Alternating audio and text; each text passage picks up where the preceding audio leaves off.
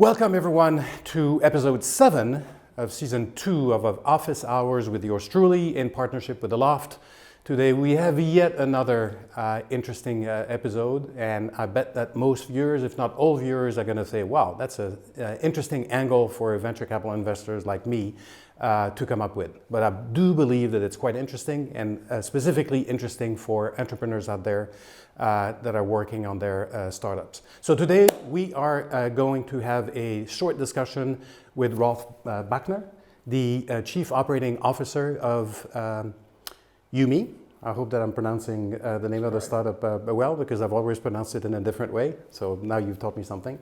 And at first, I'd love for you to introduce yourself to the viewers, where you come from, what you're doing with Yumi, and then also introduce Yumi. What does Yumi do, what it's selling, and then we'll get into what I want to discuss with you about the business. Okay? Okay. All right. Thank you. Yeah, so I'm Rolf Bachner. As you said, I'm the Chief Operating Officer of Yumi. And we operate a platform that connects investment fund managers with distributors across the globe. And fund managers, they have a regulatory obligation to oversee distributors that they do business with and who sell their products. And Yumi is the platform that connects them and allows the investment managers to obtain the information they need for their regulatory purposes. All right, so it's a Fundtech startup? It is. Right? Yes. Okay. Fintech is very important for the Luxembourg ecosystem, given the size of the fund services at the industry. Yumi is not the only Fintech startup. I know of like 3 or 4, and we actually have invested in one, and I wish there would be like 15 Yumis, and that's definitely what I'm going to try to do over the years in Luxembourg.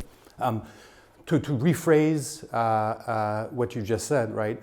You have taken, and the co-founders have taken a specific process, right?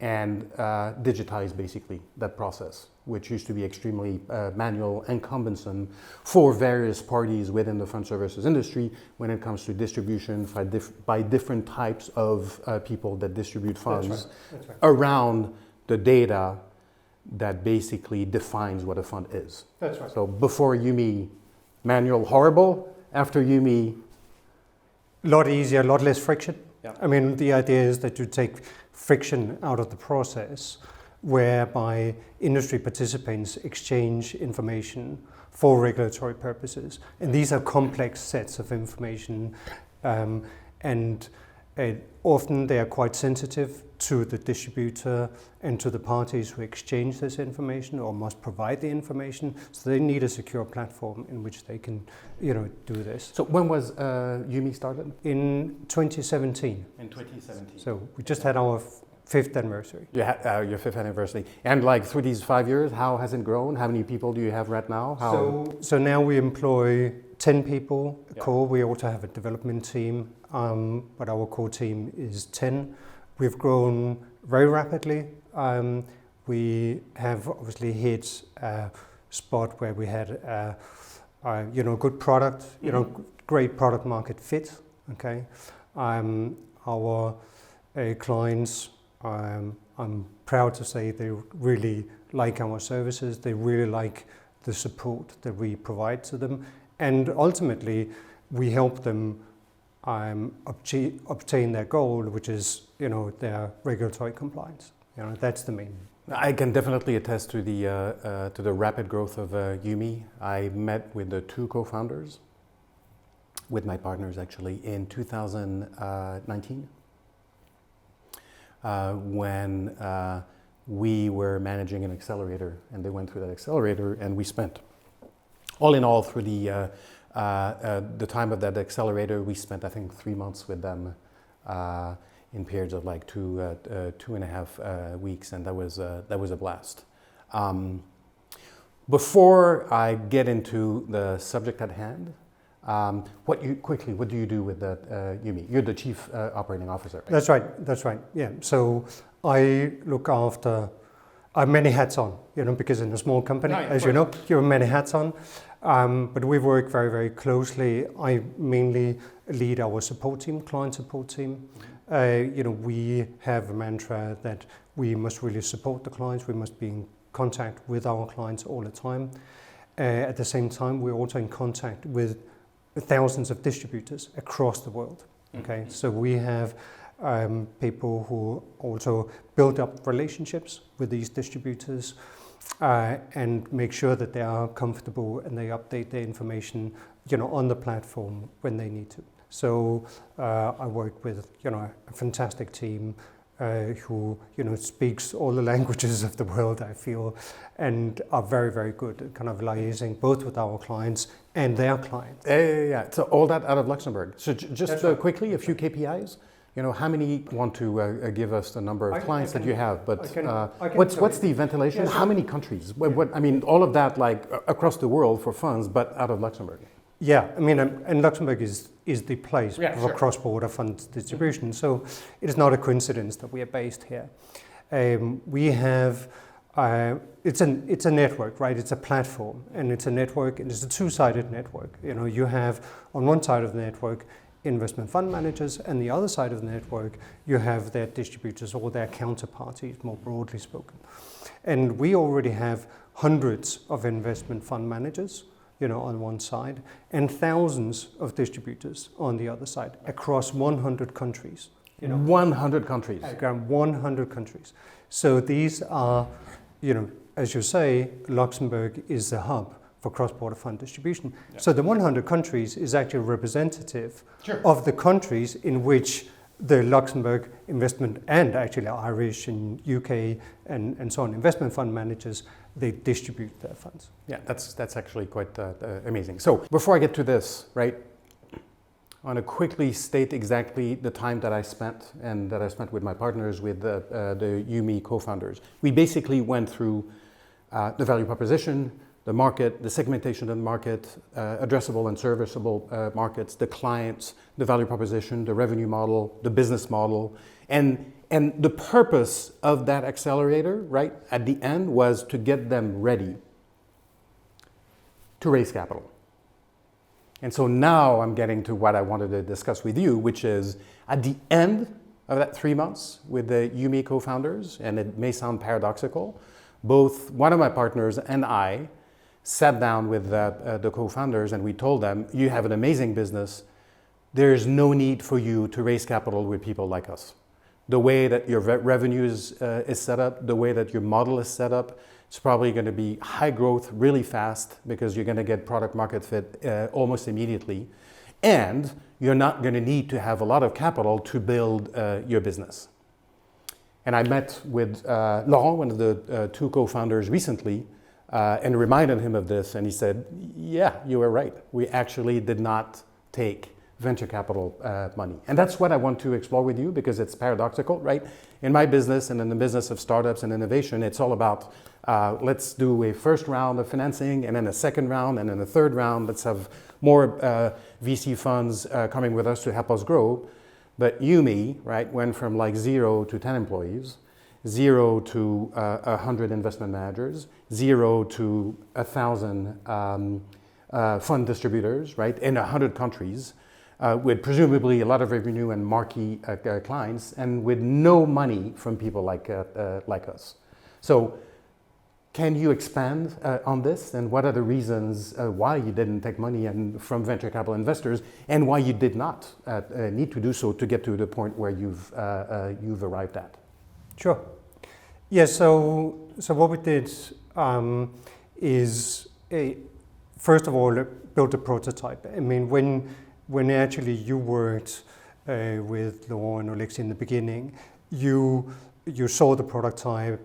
You saw both the product market fit, as you said, and we were very quick in actually getting the first client. So the first client was in January 2018, and actually went on very rapidly from there. So already when I joined in the beginning of 2019, we had a, good budding, client base, and it was a stable client base, and we raised our last capital in the end of 2018. And that was like friends and family and individuals. That's right? privately no, raised. No venture funds, right? That's right. And